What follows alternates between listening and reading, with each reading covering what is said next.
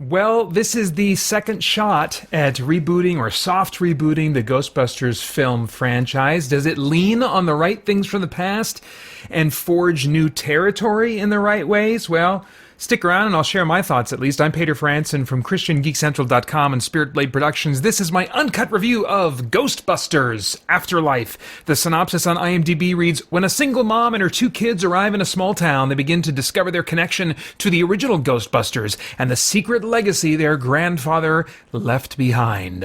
All right, so what does this feel like? You know, the Ghostbusters Answer the Call movie from about 5 years ago leaned more into comedy and definitely not into scares near as much. This one is not like a complete reboot like Answer the Call was trying to be. It is in the same continuity of at least the first movie, probably the second one too, although they seem to really be trying to ignore that second movie. And I think that the tone, it doesn't lean into comedy, certainly like Answer the Call did, but neither does it even lean into comedy in the same way that the original movie did. I would describe the vibe of this as less comedy with a few legit scares every now and then, you know, which is, I felt like what the first movie was. Every once in a while, I would have these brief moments that were kind of into, like the librarian when she bursts open and stuff, of at least some intensity, if not like actual legit scares. Or like Frighteners that leaned into scares as well as like comedy and stuff. I wouldn't put this in the same realm as those movies. I think of it as a family adventure movie or a family drama vibe with some, you know, sci-fi, supernatural stuff. Definitely more than comedy.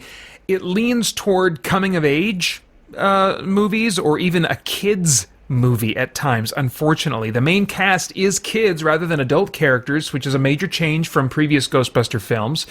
The adults are largely out of the loop or incapable or just second fiddle to the kids, who are more brave, intelligent, or capable than I think the story justifies. Even more brave upon seeing their first ghosts than the original adult Ghostbusters were. Egon's granddaughter in this movie, that's just a minor spoiler. You kind of realize that pretty soon into the movie.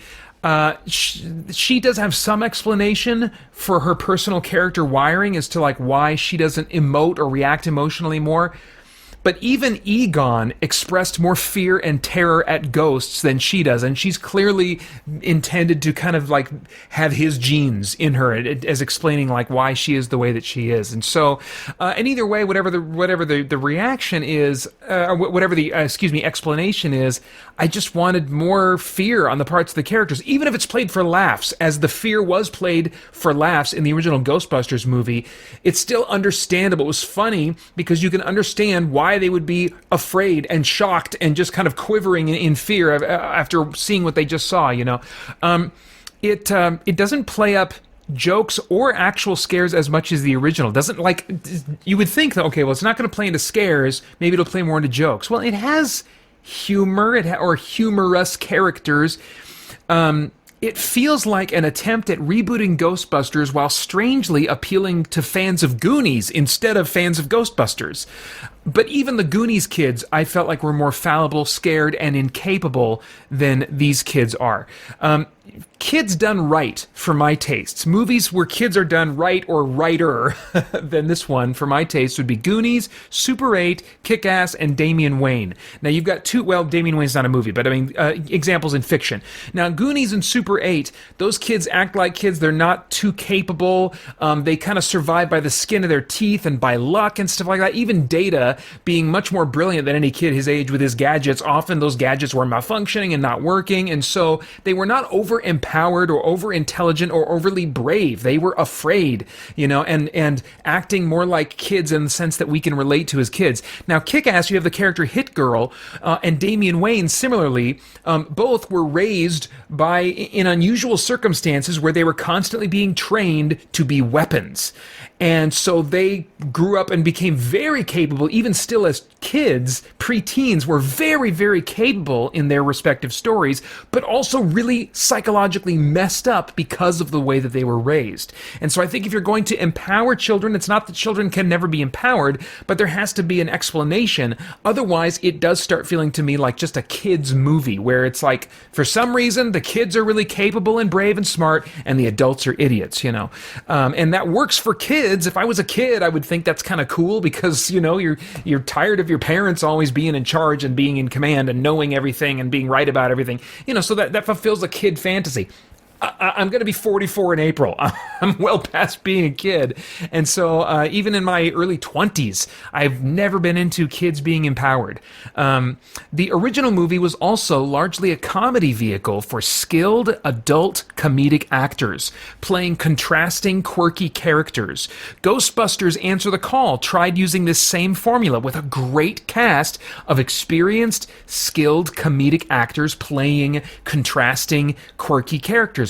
But I think the script and tone in that case went in the wrong direction for my tastes. The kids in this movie have quirky qualities, but their performers are just not at the skill level of adult comedic and character actors like Bill Murray and Dan Aykroyd. Now, casting Paul Rudd and having him featured fairly prominently in this movie makes a lot of sense to me, but he's a sidelined adult character who is like a mere fan of Ghostbusters, rather than being in the mix and being one of the people that's trying to take up the mantle, as it were.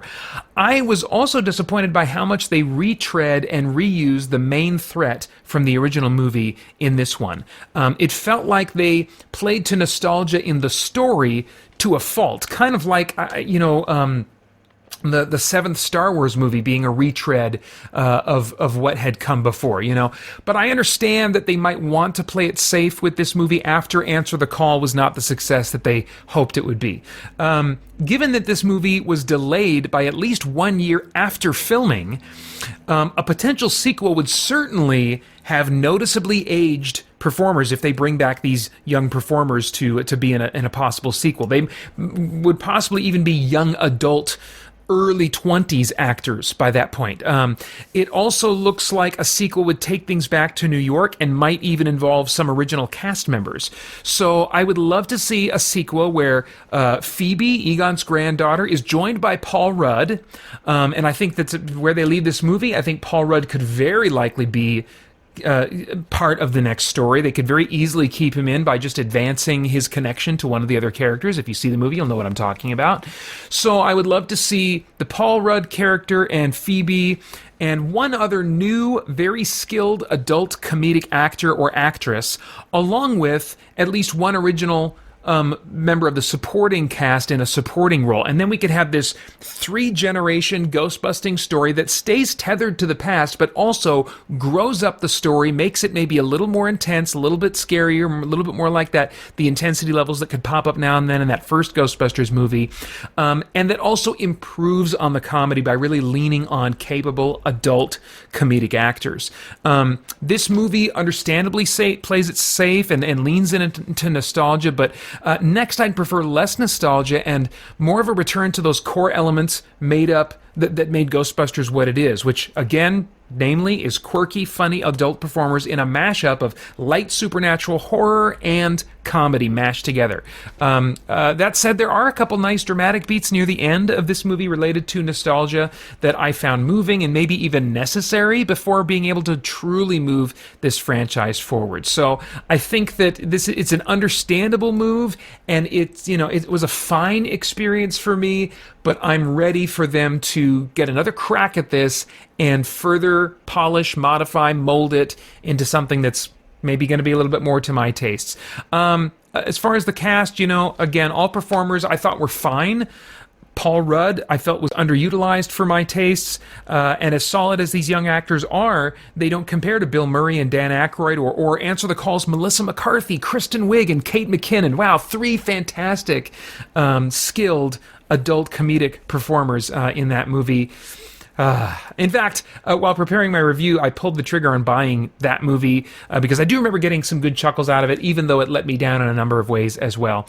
Okay, as far as visual effects, They're much less colorful in this one than the very neon-colored ghosts in Answer the Call, which I appreciated that change to something that's more muted. It felt like really a faithful update of the visual and practical effects of the original movie. And now and then there was some CG that looked suspect to my cursed eyes, especially with the Ecto-1 racing through town. I was like, that's a CG car, you know. But still really solid for a non-serious sci-fi supernatural movie. Okay, as far as themes, is there anything of moral, philosophical, or spiritual significance going on in the themes of this thing that might trigger some worthwhile thought or conversation? There is a theme related to reconciliation between children and parents, but I feel like that's played more for drama than for really making a message or a statement, I think. As in the original movie, the lore of Afterlife at least partially validates multiple religious worldviews, including Sumerian, Christian, and Aztec. Supernatural stories set in our world often try to take this pluralistic approach, presumably to allow for the greatest variety of supernatural elements. Revelation 6:12 is quoted or referenced at least 3 times in this movie, although each time, as in the original movie, it mistakenly calls the book Revelations instead of Revelation.